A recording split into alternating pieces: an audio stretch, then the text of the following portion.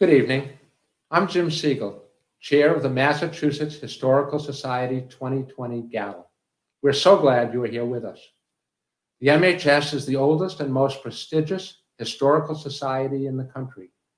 It preserves and protects essential historic documents and artifacts. It provides scholars with the primary sources they need to interpret the American story over changing times. Knowing our history, we hope, allows us to better understand where we are now and how we got here. It can often provide a helpful guide on how to navigate our future.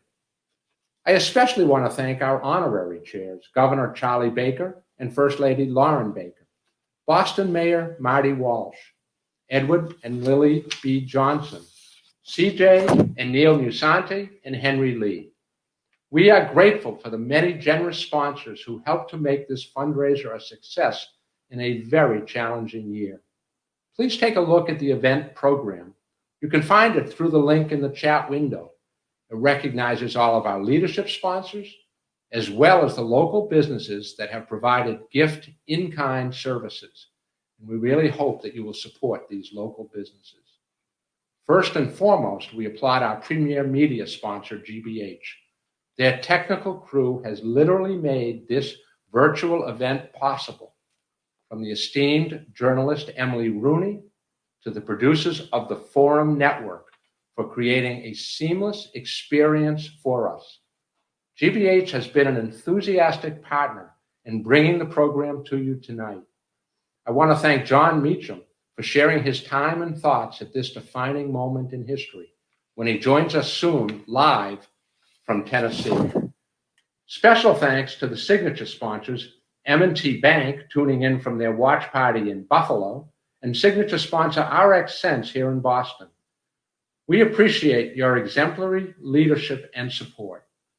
We have a captivating evening ahead as we hear about the impactful work of the Society, honor the Governor and the Mayor, and enjoy the insights of Jon Meacham, interviewed by Emily Rooney.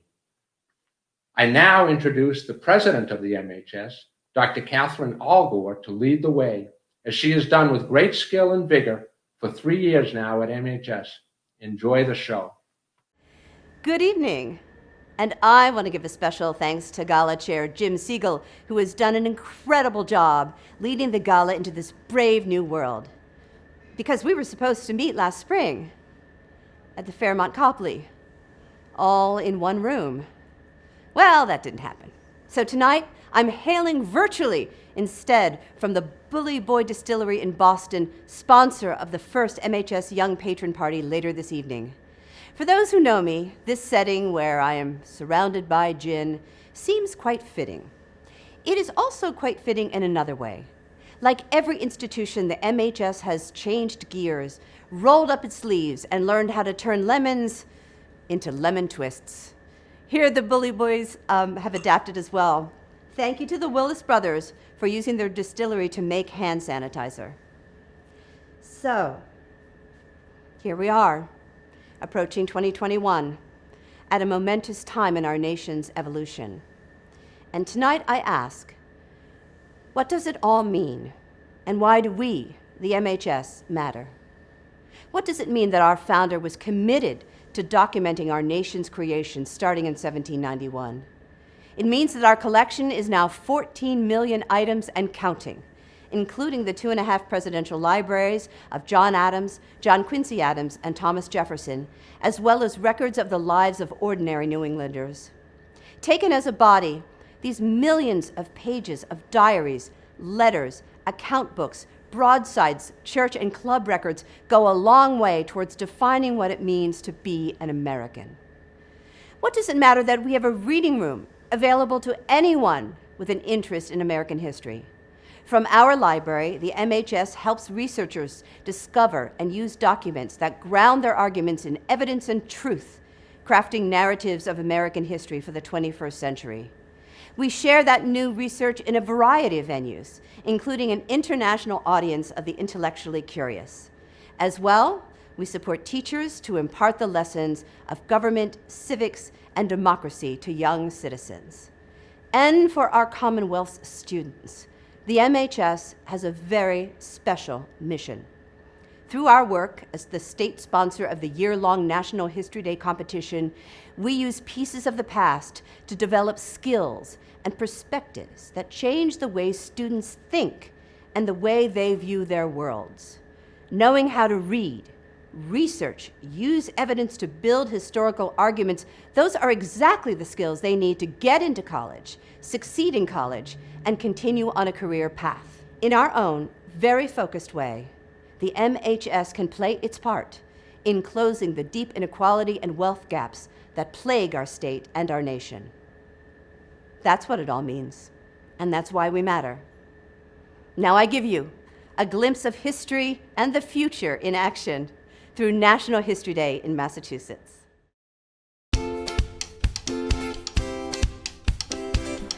National History Day hones the 21st century skills that students need to succeed in college and career. NHD prioritizes student-centered, hands-on learning that challenges students and keeps them engaged from inception of their project to the final product.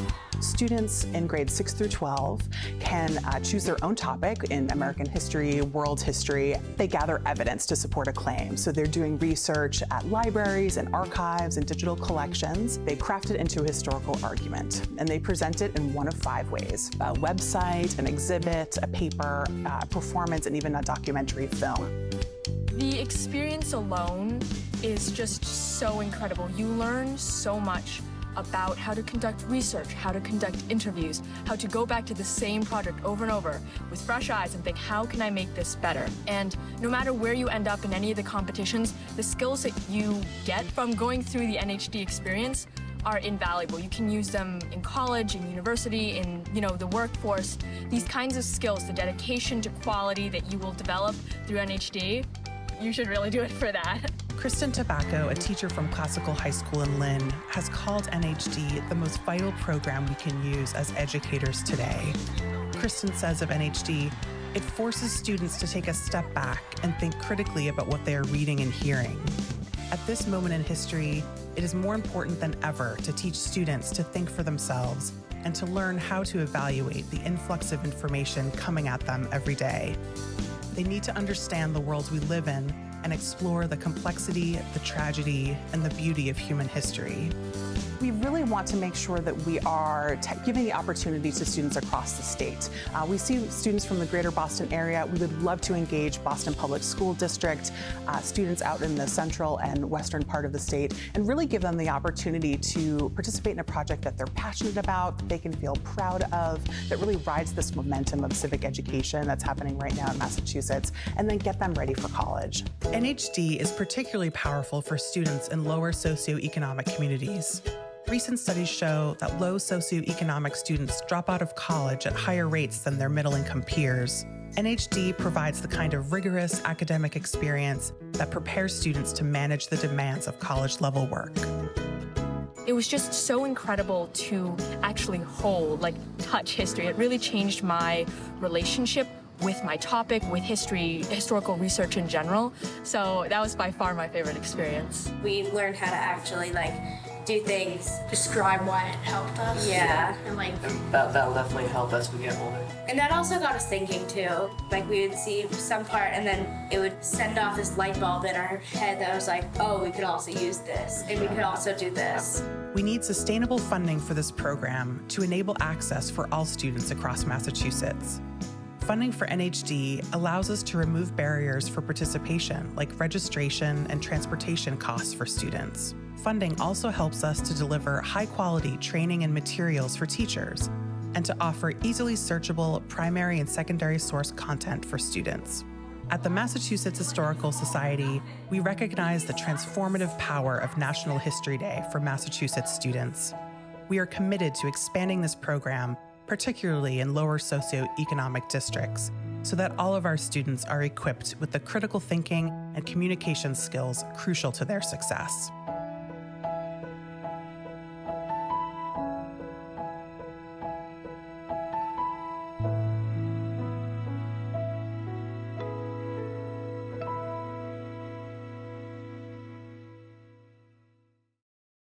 That was inspirational. I hope you can see what an impact your financial support can have. And so now I ask you to please give as generously as you can using the website on the screen. You can also simply click on the URL provided in the chat room to make your fully tax-deductible donation now. We will allow a few minutes for everyone to help us reach our goal of $50,000 tonight. With your help, we can preserve our collections, the collections that hold the words of our founders, the chronicles of the abolitionist movement, and the countless other stories contained in this national treasure. The support we raise tonight will help us to collect new stories from families and communities that represent all parts of our Commonwealth.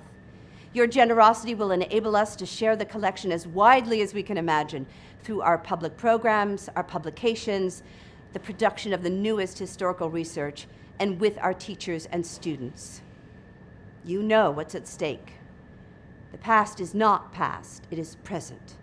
And we must know our past in order to form not just a vision for our future, but an action plan. Again, you can simply click the URL in the chat window to bring you to the donation page. Your generous gesture can be so powerful. Now, the next voice you will hear will be from MHS trustee Ann McNay as she presents the Jon Codman Ropes Award to Governor Baker. They will be followed by MHS overseer Carolyn Crockett, who will present the Jon Codman Ropes Award to Mayor Walsh. Please refer to your digital program booklet for more details about the award and its recipients. Thank you for giving. And the website will be open all evening for donating and double donating. Good evening. The Jon Codman Ropes Award was established at the Massachusetts Historical Society through the generosity of members of the Ropes and Gray law firm. It is given in honor of Jon Codman Ropes, a member of the Society, a graduate of Harvard College, a distinguished military historian and lawyer, and a co-founder of Ropes and Gray. The award is granted in recognition of an individual's extraordinary service to history, and to date has only been conferred upon Dr. Drew Faust, former president of Harvard University. On this occasion, I am privileged as a trustee of the MHS to present the Jon Codman Ropes Award to Governor Charlie Baker for his prudent and courageous leadership in guiding the Commonwealth of Massachusetts through the coronavirus 19 pandemic. Though not alone in being confronted by the sudden onset of this disease, Governor Baker stands out as a clarion voice of discipline as he implemented the state's response to the alarming danger. His early recognition of the threat, prescient declaration of emergency, strong understanding of the public health implications, and tenacious commitment to transparency propelled him to right action. I could spend the evening quoting comparative statistics on how the pandemic was handled in fellow states, but instead I leave you with one compelling fact. Massachusetts went from being one of the hardest hit states to a national model in effective control of the pandemic.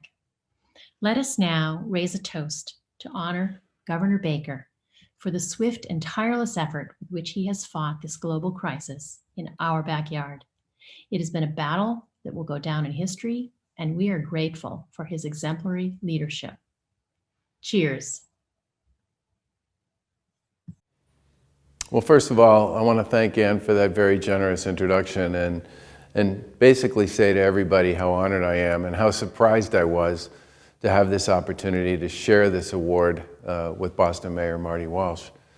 Obviously, those who don't pay attention to history are doomed to repeat it. George Santayana said something like that many years ago, and I think about it all the time. And as somebody who is primarily a reader of nonfiction, a lot of which is historical, I take tremendous satisfaction from the work of the Massachusetts Historical Society and especially the opportunity you present to people from all walks of life to understand a little bit more about just what this Commonwealth was built on and who some of the people were whose shoulders on which we stand. The final thing I just want to say is how much I appreciate the opportunity to be recognized for the work that our team, and it has been a team, has done in conjunction with the mayor's office and his team and so many others here in Massachusetts to deal with COVID. We were hit extremely hard early on. People really made a series of major sacrifices and adjustments in their own lifestyles. We had a fair amount of tragedy to go along with that, but we did everything we possibly could to find a way forward. And I think in many ways, while we're all going to be dealing with this until there's a treatment or a vaccine, and while we'll continue to have to deal with the bumps and bruises that come with the ups and downs and the changes in seasons and everything else, the one thing I do know for sure, and I'm sure history will bear this out, is those of us in public life who paid attention to the public health folks and to the doctors and to the hospitals and to the folks who really had their sort of pulse on this whole thing. And we're willing to reach out and speak to our communities on a regular basis and try to give them a relatively consistent message about the things that everybody could do to help us work our way through this, will in the end be the ones who end up being most successful in fighting our way out of this. And I don't use that word fight lightly. It certainly feels to me like every day is a battle with COVID, and I mourn for how much is lost as a result of all that's come with it. But there have been bright spots, and many people, I think, will say that when we do come out of this, some of the changes that will have been wrought by COVID will actually end up being a good thing for society and for the country and the way we live and how we work and all the rest. And I certainly believe that while the history of the virus and the impact it's had itself here in Massachusetts and so many other places will be a very tough and rough story, I also believe that history will show that we made some significant adjustments along the way. And once COVID got by us, I think we'll discover that many of us will change a lot of things about the way we live. And some of those changes will end up being good things. And as somebody who tries hard to find the positive in most things, I do believe in the long run in the people of Massachusetts. I do believe in their capacity and their ability to adjust, to be vigilant, to be disciplined. And I also believe that in the end, it will be the people of Massachusetts, one by one, who play a major role in our success in dealing with this virus. So let me just close by saying again, congratulations to everybody for this very special, unique, and unanticipated recognition, and to say how proud I am to share this with my colleague and my friend, Boston Mayor Marty Walsh. Thank you. Good evening. I'm Dr. Carolyn Crockett, Chief of Equity for the City of Boston.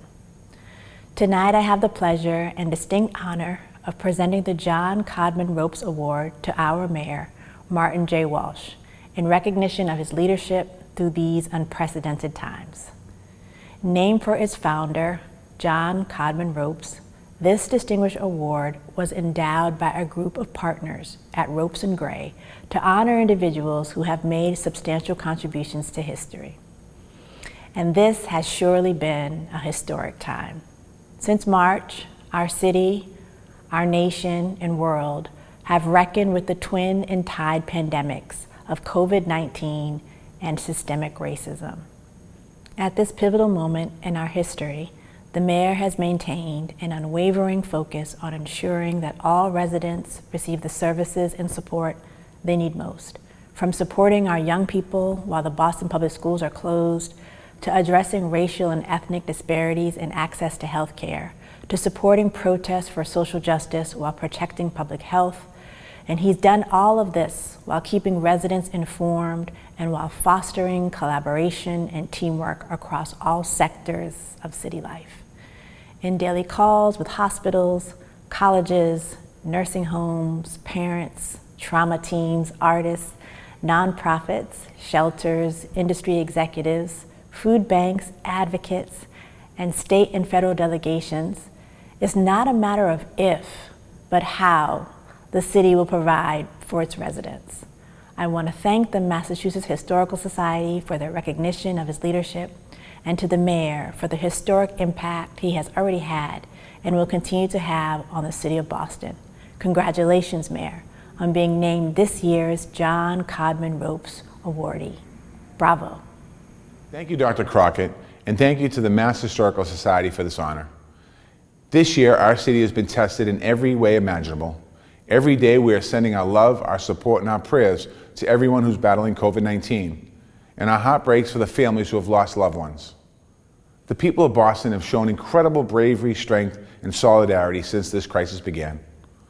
I've seen people, businesses, and organizations stepping up and doing the right thing.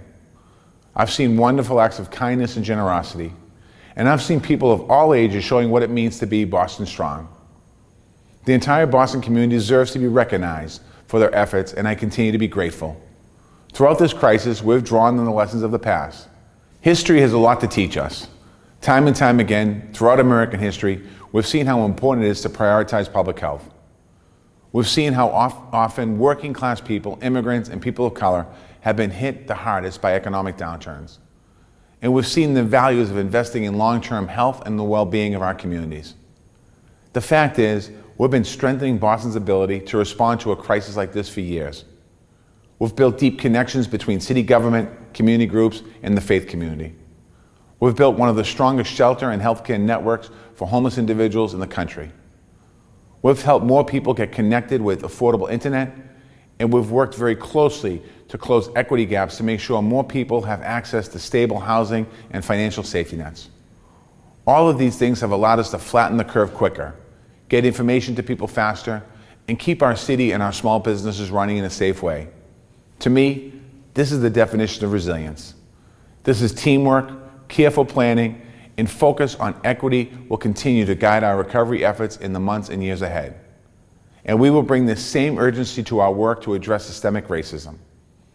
We have an opportunity right now to create a new normal, one that's inclusive and lifts everyone up. When people look back on this moment in history, I want them to see a strong city that came together and led with its values. I believe this will be a turning point for our city and our country, and I thank everyone in our community for doing their part. Thank you once again to the Mass Historical Society for this honor, and thank you to the Boston community. Stay strong. Before we go on, let me add my own thanks to Governor Baker and Mayor Walsh. As someone who leads a major institution in Boston, it is reassuring to know that as I endeavor to make the best decisions for the safety of our staff, that those decisions are backed by the kind of leadership we've enjoyed and that we can trust. Now for the main event. It is my personal pleasure to introduce a fellow historian that I've known for years, Jon Meacham. Andrew Jackson brought us together, and I ended up liking Jon way better than Andrew Jackson. Jon Meacham is a Pulitzer Prize-winning presidential historian, contributing writer to the New York Times Book Review, and contributing editor at Time. Jon's book, The Soul of America, The Battle for Our Better Angels, is a timely look at tumultuous periods in American history when presidents and ordinary citizens came together to defeat the forces of fear and hate. By exploring past dark moments in American history, Jon Meacham shows us how our better angels have again and again won the day. And there's a cornucopia of Jon's other books to mention as well. But let me just say how thrilled we are that you are here to discuss whatever is on your mind tonight, Jon. And I just met Emily Rooney tonight. She doesn't know me, but I know her because I tune in every Friday on GBH for Beat the Press. Emily is also the creator and former host of Greater Boston. We are so grateful to have her expertise as a journalist tonight in conversation with Jon Meacham. Following our Bully Boy theme, clearly we are being treated to top-shelf talent all around. So let the conversation of the year begin. Thanks for that introduction, Catherine, and a big virtual welcome to all of you joining tonight for the Massachusetts Historical Society's annual gala. It's also weird, but it works. This event, like many other virtual events, has had to adjust to a few bumps along the road. So to be clear, my conversation tonight with historian Jon Meacham is on tape, not live. So we hope nothing is out of date, but if it is, you know why. Welcome, Jon. Thank you. All history is somewhat out of date, so it's perfectly fine. That's true. You know, I got such a big kick out of reading both of your most recent books, and one of the reasons why is because I really love reading historical dialogue, I mean real historical dialogue. So I picked a few that I want to start with tonight. The first one is when General Robert E. Lee went to surrender to Ulysses S. Grant. They originally, they had a little small talk, and it took a little couple days for them to get together, and it was clearly an awkward situation. But then Lee said to Grant, "I asked to see you to ascertain upon what terms you would receive the surrender of my army." Now, honestly, could you put that into perspective to what's going on today? Well, nobody's surrendering. That's certainly true. You know, in many ways, modern America began at Fort Sumter and at Appomattox. They're sequential chapters in the same story. We live, even now, shaped by the forces that were present from 1619 unto this hour. We've always struggled over identity, over culture, over power, over liberty. Our darkest forces of racism and nativism and xenophobia and extremism, isolationism, have been the things that have given form and substance to our national life. And in many ways, our history is shaped, our present is shaped by the extent to which we can make those darker forces ebb as opposed to flow. Within the last couple of days, though, we heard Mike Pompeo saying that we're going to transition to a second term for President Trump. And was he joking, or how are we supposed to perceive that? And how should the media be covering that kind of commentary? I don't know whether Secretary Pompeo was joking or not. If he was, he shouldn't have been. The peaceful transfer of power since 1800, 1801 has been a hallmark of this democracy. There is no substantial evidence no evidence, really. I wouldn't even dignify it with substantial, to somehow question the result that has unfolded in the election week, which, as most of our friends here know, that's the way elections were for a long time. It took a while to get the ballots counted. And when you think about it, we live in such a big, complicated, disputatious country that it's not surprising that it takes that long to count that many pieces of data when things are very close. So, I think we're in a place where rhetoric is outrunning reality.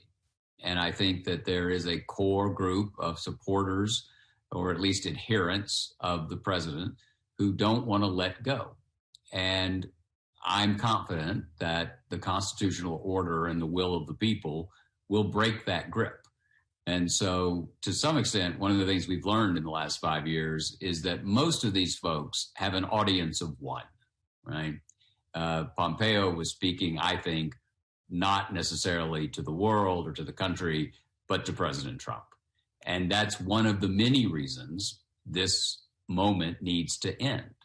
Because as what began in Massachusetts continues to unfold, we don't have a monarch.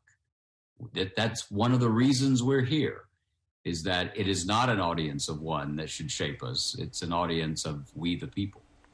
Over the decades, John, as you write in your book, Soul of America, we've seen all kinds of public dissent, civil rights, women's rights, Black Lives Matter, and many more. In your book, you quote the great journalist, CBS journalist, Edward R. Murrow, and he said, "We must not confuse dissent with disloyalty." And that was in 1954.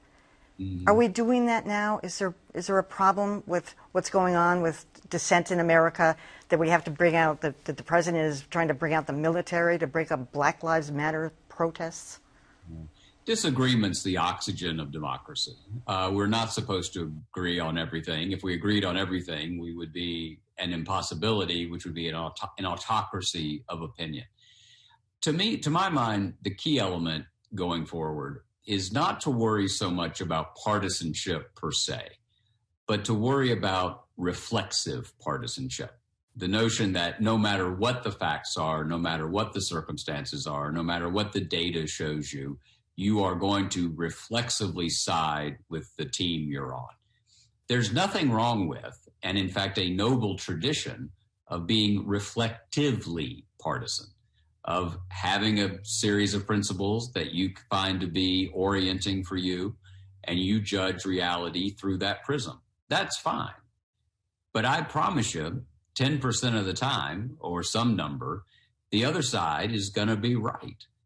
And the best parts of America have come when, on those occasions, people have said, maybe they have a point. And I think we need to get to a place where we can say again, maybe they have a point. But loyalty is one of the biggest issues for our current president. So he is saying, if you're not with me, you're disloyal. Right, and that's one of the reasons he lost. You think? I do. I think that, yes. I mean, but look, my views on Donald Trump are no secret. Yeah, I know. And haven't been for years. But he tried to do something in America that is fundamentally un-American, which is running a cult of personality that was allied with the power of the state. And enough Americans said no. Now we just need to press on. Donald Trump did very well, as you know, with Latinos and Black African Americans. And he has also said that he has done more for Black Americans than any president since Abraham Lincoln. Is there any truth to that? I don't think so. And one of my favorite things is he calls him the late, great Abraham Lincoln, which I don't know why that amuses me, but I love it. I don't think so. The thing about democracy, though, is you can't be for it when it works out your way and against it when it doesn't. And so whatever percentage of Black people voted for Donald Trump, or white people, or Latinx people, or women, or men, or whatever, that's their privilege. That's the sacred right that we have fought so much to secure. And so exercising it in good conscience is what people do. And I'm very hesitant, have been for a long time, about talking about the Black vote or the rural vote. Votes are highly individualistic. And even though there may be a predominance of one or the other, I think the only way to know why somebody voted for a given candidate is to go ask them. You were actually extremely optimistic in a lot of your writings, and you talk about how from Abraham Lincoln and many other presidents, they say, you write about how the better angels will win, that the soul of America comes forward, that the good will win out. Is that always the case? No, and what I do say, with all respect, I say that they can and they have, but that doesn't mean they will. The way you characterize it there suggests that there is an innate, automatic mechanism in history that everything works out. Everything about history tells us that most things don't work out. And it's a damn miracle that as much has. And so my view of the country is the same as my view of human nature, which is not original. The authors of Genesis had it.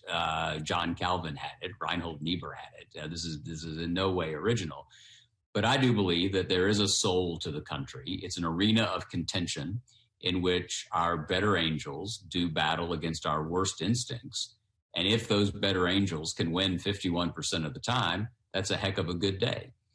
And the reason I do what I do for a living is I find biography and history so fascinating, not because people have done so many great things in the past, but because people have managed to do any great things in the past. They have transcended their limitations. They have transcended their fundamentally sinful natures in order to push us toward a more perfect union that continues to create a country, in Lincoln's phrase, that's worth fighting for. There's nothing inevitable about the American experiment's ultimate success at all. It's why citizenship is so important. It's why events like this are so important. It's why the support of institutions devoted to understanding and studying the American past are so vital, because the American past is the only case study. It's the only diagnostic guide we have to figure out how to treat recurring conditions.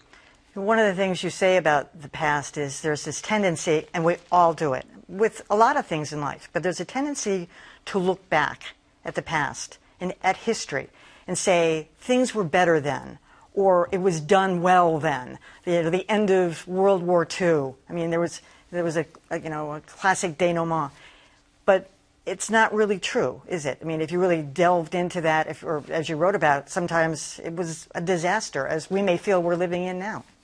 Absolutely. I mean, I get this asked this all the time, as I'm sure you do. Why can't it be like it used to be? Well, tell me when that is? If it was before 1965 or so, I've never had a black person ask me that. If it was 1919, you wouldn't ask me that because you would have been disenfranchised. You couldn't vote until 100 years ago.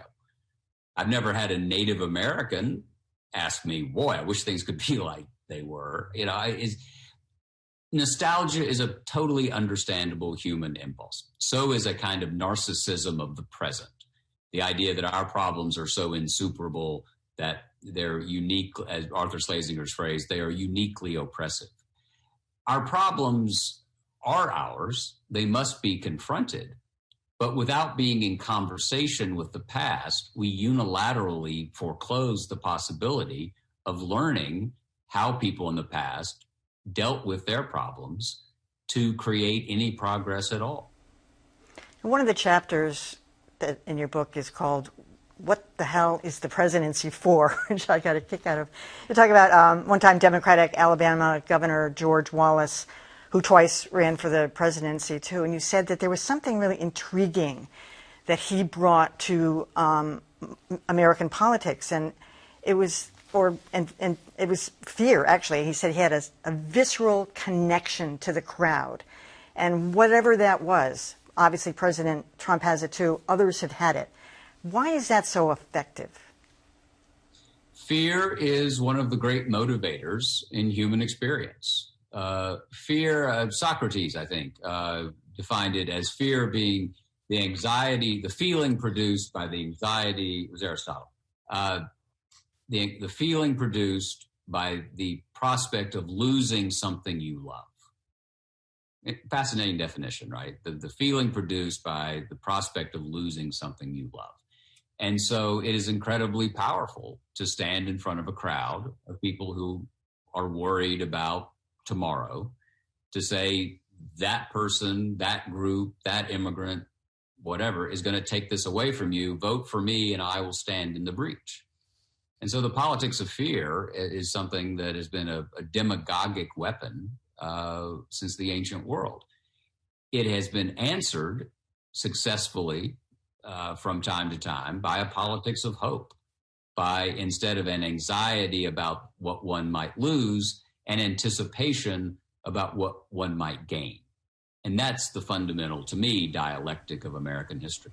But as you know, fear sometimes drives decision making. You talk about FDR, and his concession to fear was the internment of Japanese Americans during World War II. Donald Trump's concession to fear was to put a ban on Muslim travel to this country, which a lot of people agreed with. How will that be viewed in history books in the future? Poorly, in the same way Executive Order 9066, which was the Japanese American. I don't even like saying that. These were Americans of Japanese descent. Those are, and the Muslim ban, the children at the border, all of that will be a watchword and a warning, God willing, to the future about what not to do. And this goes back to what we were talking about transcendence. Franklin Roosevelt was one of our greatest and noblest leaders, and he was horribly wrong about that. He did not move very rapidly, sometimes, if at all, on civil rights.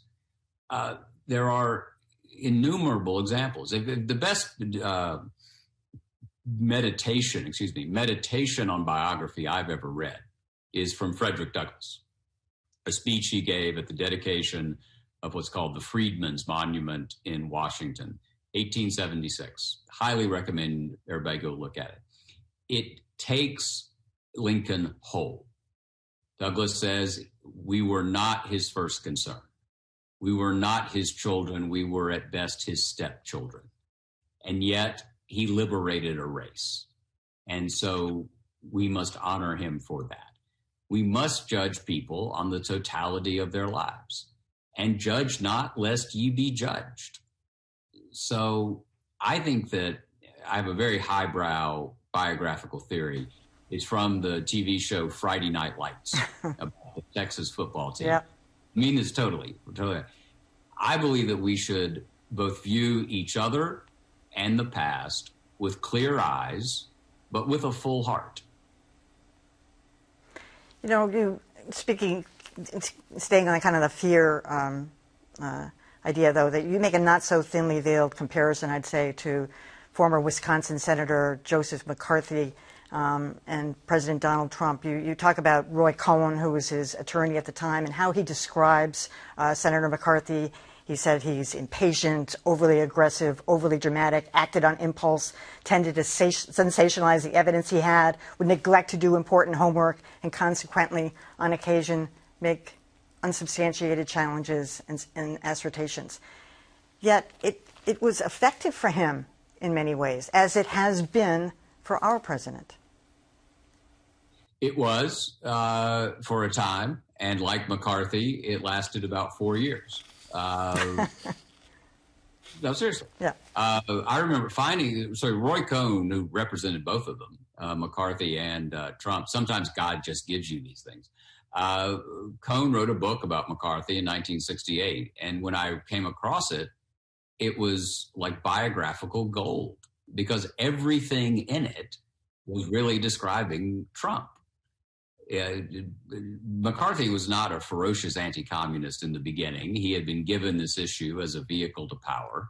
He understood headlines. He would have loved Twitter.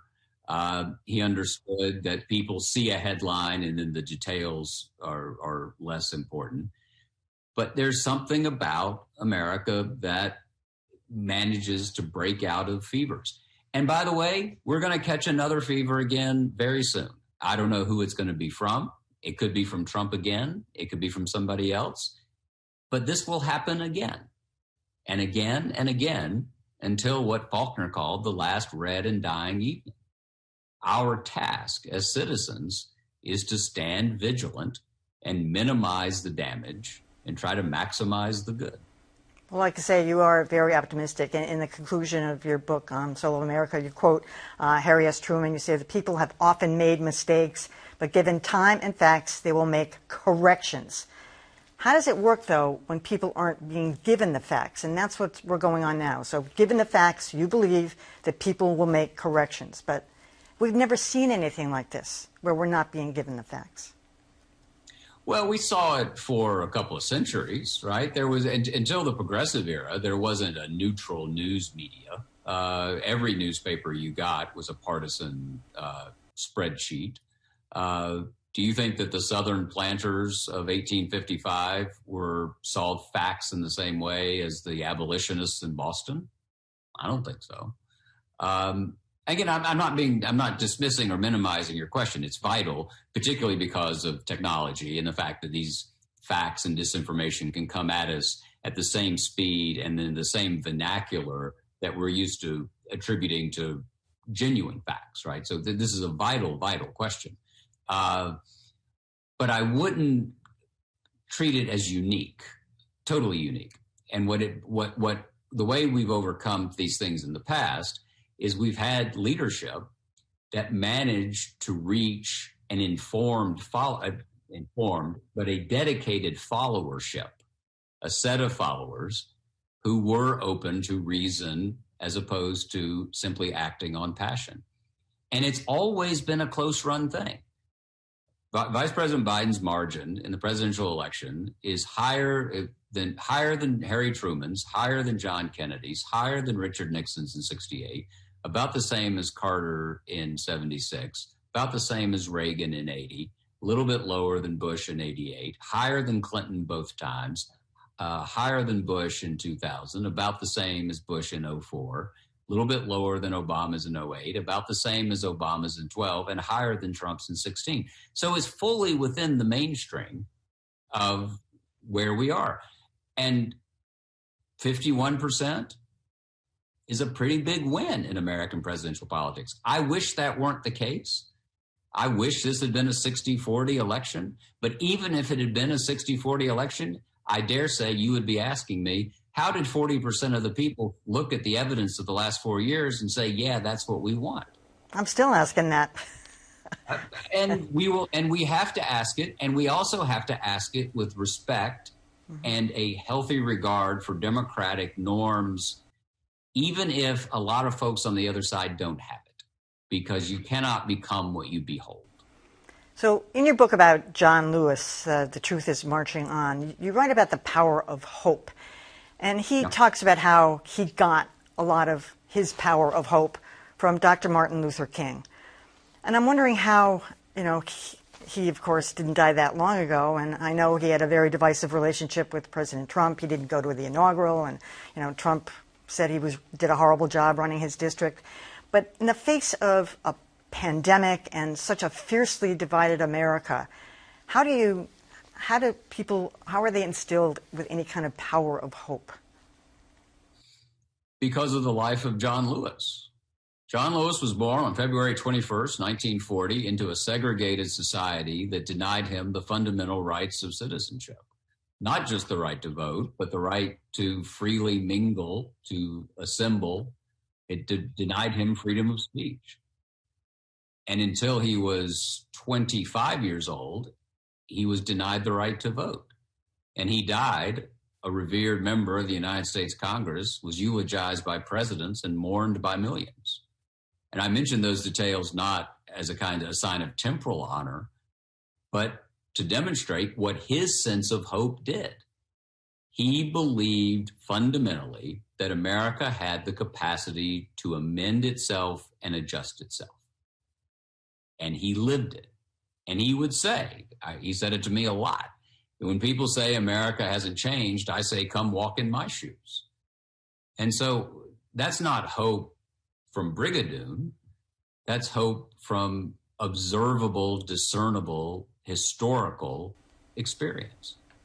How did he reconcile the idea of nonviolent protest? I mean, Martin Luther King was actually the one who promoted that, but we've seen so much violent protest, not just in this country, but all over the world. And he still yet believed that that was the only way to affect change. Always, always. Part of it was a practical issue. And he and Diane Nash and others told me that they didn't have an option. Black Americans in the South in the 1950s, if they had taken up arms, who do you think would have won? Nonviolence was a tactic. It was also a philosophy. It was the gospel in action. It was the commandment in Leviticus to love your neighbor as yourself, finding manifestation in the streets and the courthouses of America. He never abandoned it. He never really questioned it that much. He questioned how long it would take, but John Lewis never thought, I need to go buy an AR-15 and see what I can do. He just didn't believe that. His philosophy was grounded in the gospel, and his tactics were grounded in Gandhi. And the intersection of those two tributaries are what helped redeem the country insofar as we have been redeemed, and there's so much work yet to be done. I'm curious what he would have thought and what you think the soul of America will be under a Biden administration as opposed to what it has been for the past 4 years. It's an arena of contention, right? No single election, no single piece of legislation is ever going to bring about redemption in the kingdom of God. That's beyond human capacity. Even the beloved community, Dr. King and John's phrase for this. What I think President-elect Biden represents, and I've said this a lot, I said this at the Democratic National Convention, is it does represent a chance for us to give empathy and curiosity and a respect for reason a better chance to actually take a stand in the arena against the forces of fear and selfishness and greed. Do I think that empathy, grace, and curiosity and reason are going to win every day? No. because I'm a historian. The folks who are watching know history. And you know that we lose more than we win. The point is, how can we win as many as we can? And what will be the first thing you think that President Biden will do to try to unify the country from the soul? I mean, it's one thing to put a fast track on a vaccine and to bring people together over other issues, but with this soul that you talk about, what will it be? I think he will speak as he has spoken for so long and argue that what holds us together is ultimately more important than what drives us apart. And he does. I think the pandemic, I wouldn't dismiss the pandemic or minimize the pandemic as a capacity for a genuine case study on whether this can work. Because for us to control the pandemic, as I'm not a doctor, so I don't, but from what I understand, it's going to require us, I haven't got one in front of me, I'm in my garage. It's going to require us to wear a mask. And if you wear a mask, it's not about protecting you, it's about protecting the other person. That is an act of patriotism and grace and charity. It requires a certain adherence to the advice of expertise. It requires a level of sacrifice, a level of ceding a certain amount of individual autonomy for the common good. So he's got a real-time issue that's going to require not simply an intellectual and physical step, but that intellectual and physical step are going to be driven by whether in our souls we care enough about each other to take steps to protect each other. So we'll know pretty soon. You think he can do it? I do. So, Jenna, when we were supposed to have this gala in person back in the spring, and at the time, the Mass Historical Society reached out to its members and donors and board members and people just to come up with some questions for you. And we did get one that I'm going to put to you. And it's from Fred Ballou from Sudbury, who's a very active member of the Society. He said, his question is, what did you think of the 1619 project? And by that, he is, of course, referring to the very ambitious piece of work produced by the New York Times a couple months ago. I think it's fascinating. I think it's a valuable contribution to the historical and cultural understanding of the country. I don't think it's the last word on American history. I don't think there will be a last word on American history. I'm skeptical of the phrase definitive biography as a general rule. I wish that we could find a way to have more of a conversation about the arguments of the 1619 project and the more traditional views about 1776 and 1787 and 1789 in a conversation that would be more illuminating than heated, because I think all these moments inform each other. And so I think I'm delighted that it is in the conversation. I wish we didn't live, this goes back to what we were talking about, in some sort of tribal historical world. I don't think you have to pick 1619 or 1776. I think they are inherently connected to each other, as is 1965, as is 2020. So history is a continuum. It is, as a great Dutch historian once said, it is an argument without end. And I would hope our arguments could generate more light than heat. Well, as you know, the New York Times did dial back their original statement a little bit. It wasn't quite as definitive, but with an editor's note, they sort of changed that. But were you troubled at all, or were you kind of enthusiastic about some of the discussions over the historical inaccuracies? Not a ton of them, but a couple that became kind of a debate. What do historical societies, what do universities exist for but to argue? Well, not nitpick. No, I don't mean that. Look, Lord knows how many hyperbolic statements I've made or problematic things. I mean, this is just the nature of academic and journalistic and popular historical debate. And what's the point of this? The point is to engage ideas. When I say these kinds of conversations, the point is that human experience has taught us that conversations about the past can often illuminate the present and possibly shape the future.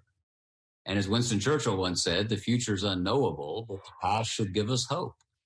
And so the fact that people have to correct the record or clarify or amplify, maybe there's a race of superhuman people who are always right. I haven't encountered them, and I'm sure as hell not one of them. I have to clarify and amplify all the time because I'm a human being, and I'm fallen, frail, and fallible. And so is just about everybody I know. That's true. Well, so John, I understand you've actually used the resources of the Massachusetts Historical Society several times. I don't know, yeah. I don't have the list of books in front of you. I know they are many and varied. What kind of resources have you used there, and how valuable was it to you? Hugely important papers, particularly about colonial through Jacksonian America. I've written about Thomas Jefferson, Andrew Jackson. You can't write about Jefferson without dealing with Massachusetts. You can't write about Jackson without dealing with Massachusetts, mainly because Massachusetts, actually, to be fair, Massachusetts hasn't really liked any of my guys. So there is that. But Catherine Algor, who's the great biographer of Dolly Madison, among others, has made immense contributions in her own scholarly life and in her leadership of the Historical Society to make the raw materials of history available to us, by the way, to continue to form and advance and test these arguments. Catherine's work is, I don't know if she would probably want to clarify this a bit, but some of her most important work has been about shedding light on the women who have played such a vital role in the life of the nation, both in public and private spheres. And that requires the diaries, the letters, the raw material, not just of governments, but of societies. And Massachusetts, the Massachusetts Historical Society is a leading light in the informed historical conversation as we try to understand the past and shed light on the future. Which brings me right back to where I began, which is the wonderful archives they have of real human dialogue. And there's nothing like looking to the past to understand the present with some of those thoughts and words of our forefathers, frankly. You know, somebody used to say yesterday's gossip is tomorrow's history, which I totally agree with. All right. Well, Jon Meacham, thank you so much for joining us tonight. And I know the gala attendees here tonight are so pleased to hear you. Well, thank you, Emily. And thank you to Catherine. And open your wallets wide for history. There you go.